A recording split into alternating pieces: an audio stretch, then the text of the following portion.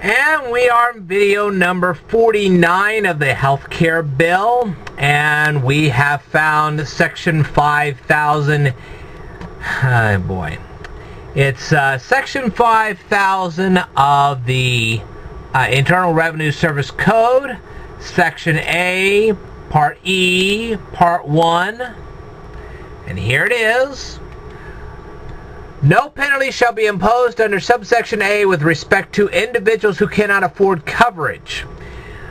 Now we're going to define individuals who cannot afford coverage. In general, any applicable individual for any month of this applicable individual's required contribution, determined on an annual basis for coverage, for the month exceeds 8% of such individual's household income for the taxable year described in section whatever of the patient whatever.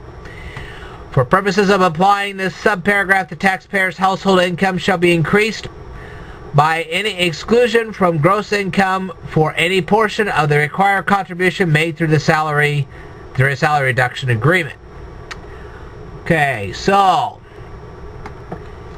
I'm just guessing here, but I'm guessing that what's going to happen here is that if your health insurance premium consumes more than 8% of what you earn during a calendar year, then they're going to help you out. Now you remember, you have to be 30 years of age or younger to qualify for this catastrophic insurance. Required contribution. For purposes of this paragraph, the term required contribution means, in the case of an individual eligible to purchase minimum essential coverage consisting of coverage through an eligible employer-sponsored plan, the portion of the annual premium which would be paid by the individual without regard to whether paid through salary reduction or otherwise for self-only coverage. Okay, they're going to help you with that. In the case of an individual eligible only to purchase minimum essential coverage described in section whatever, the annual premium for the lowest cost bronze plan available in the individual market through the exchange in the state in the rating area in which the individual resides, without regard to whether the individual purchased a qualified health plan through the exchange, reduced by the amount of credit allowable under 30. Okay, yes. So what I'm getting out of this is that whatever you had to pay on health insurance premiums, you're going to get that back as a tax credit at the end of the year. Okay, and that's anything above 8% of your income, you'll get that back. Nice.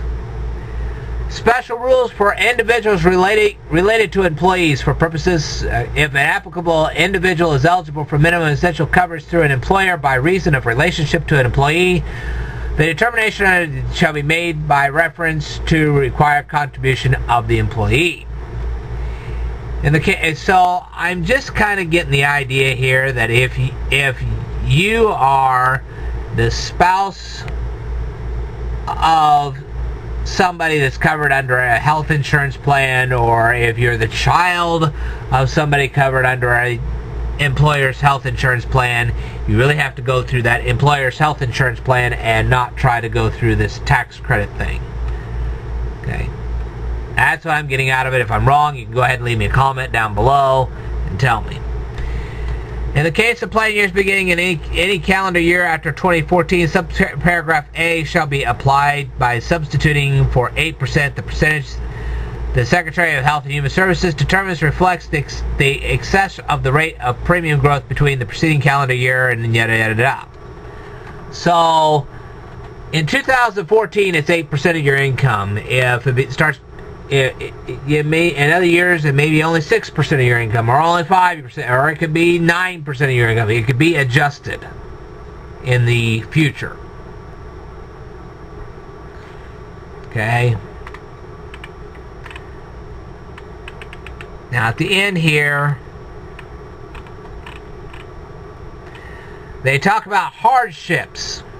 This was the other part that we were talking about here. Any applicable individual who for any month is determined by the Secretary of Health and Human Services under whatever section to have suffered a hardship with respect to the capability to obtain coverage under a qualified health plan What that means is that if you suddenly fell ill and you couldn't work anymore and you had to be put on disability, that kind of thing, that would be a hardship enough where you could get this catastrophic coverage.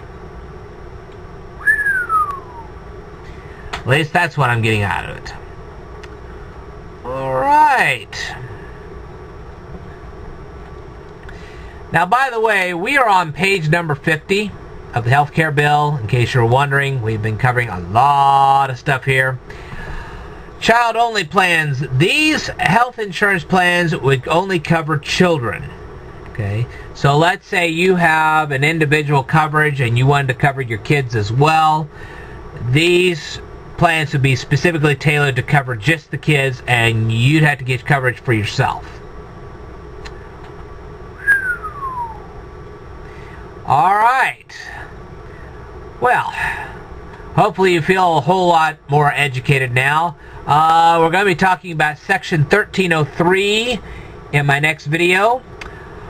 I will tell you more in a future video, so stay tuned.